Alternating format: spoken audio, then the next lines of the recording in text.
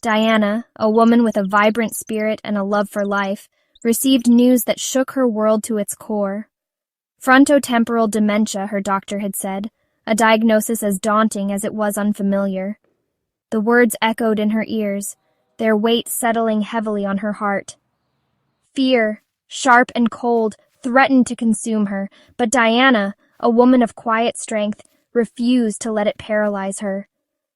This was a new path, uncharted and uncertain, but she would meet it with courage, one step at a time.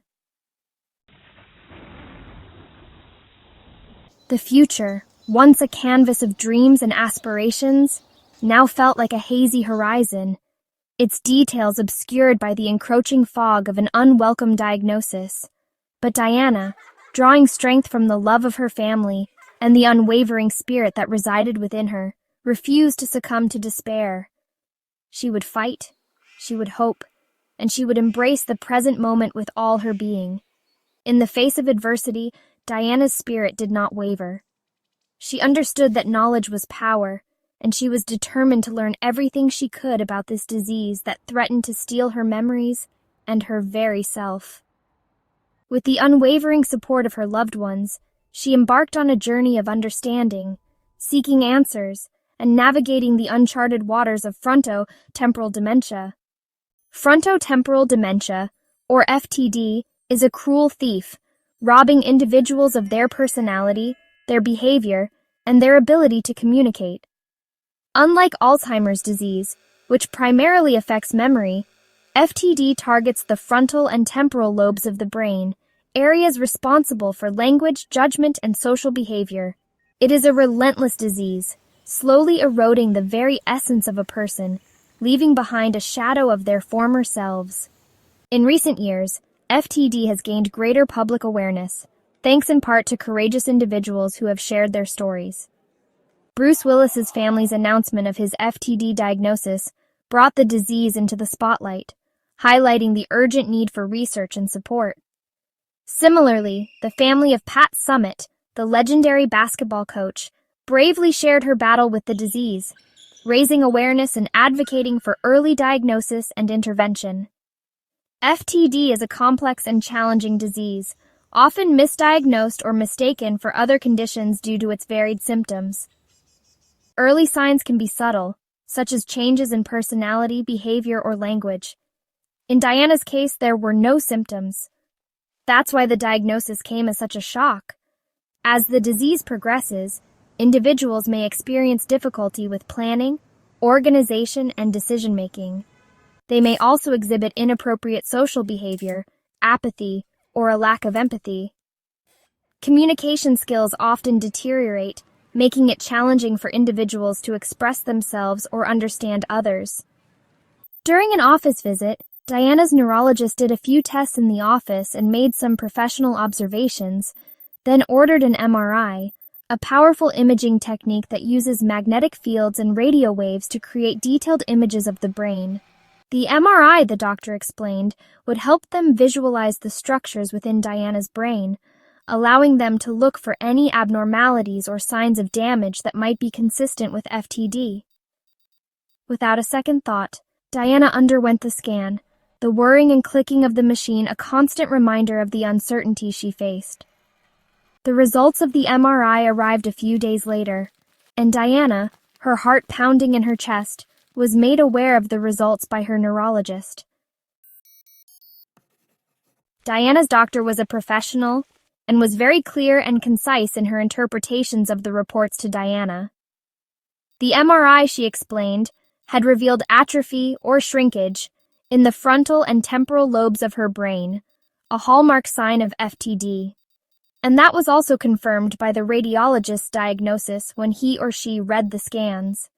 Since Diana was experiencing no symptoms, this came as a complete shock. But the MRI doesn't lie, as it did clearly show the structural damage in the brain. Diana was not panicking, as she had already faced cancer in her life and a nearly fatal bout with pneumonia, so she just resigned herself to the fact that this was another battle to fight. Her internal warrior woman, was starting to form just as it did when she was diagnosed with a rare, aggressive, and genetic cancer. The MRI, while confirming the presence of FTD, also provided a baseline against which future scans could be compared, allowing her medical team to monitor the progression of the disease.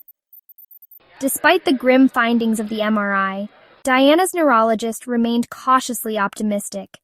She ordered a PET scan, another advanced imaging technique that could provide further insights into Diana's brain's activity. Unlike the MRI, which focuses on the brain structure, the PET scan would allow them to observe how well different areas of her brain were functioning. The PET scan involved the injection of a small amount of radioactive tracer, which would travel through Diana's bloodstream and accumulate in areas of high metabolic activity in her brain. As she lay inside the scanner, her mind raced with questions and anxieties. What would the PET scan reveal? Would it confirm the MRI's grim prognosis, or would it offer a glimmer of hope? The anticipation was palpable. When the results of the PET scan arrived, they held a stunning revelation. There was no evidence of FTD. The areas of Diana's brain that should have shown decreased metabolic activity, a telltale sign of the disease, were functioning normally. The PET scan painted a starkly different picture than the MRI, leaving Diana bewildered. How could this be possible? How could two sophisticated imaging techniques, both designed to peer into the deepest recesses of the brain, yield such contradictory results? While the MRI can show structural damage, the PET scan can reveal brain activity in real time. Cognitive reserves are the brain's remarkable ability to adapt, improvise, and find alternative ways of getting a job done. Diana's brain has been used fully her entire life, using joyful and problem-solving methods, helping hundreds of people she trained develop and become successful in their own careers. And now, her brain appears to be creating new neural pathways for processing activities and data. This has allowed her brain to perform functions more efficiently, even in the face of potential challenges. The concept of cognitive reserves might be the key to understanding Diana's perplexing results. Her brain's ability to adapt and create new pathways could be compensating for the structural damage detected by the MRI. This could possibly slow the progression of her disease, and maybe even delay longer the onset of symptoms. Time will tell, and she is willing to share this with you. This phenomenon offers a glimmer of hope, suggesting that her brain's resilience might be stronger than initially thought. Stay tuned for more of Diana's journey as we continue to explore the mysteries of the human brain. Please like, subscribe, and share this video to follow Diana's journey.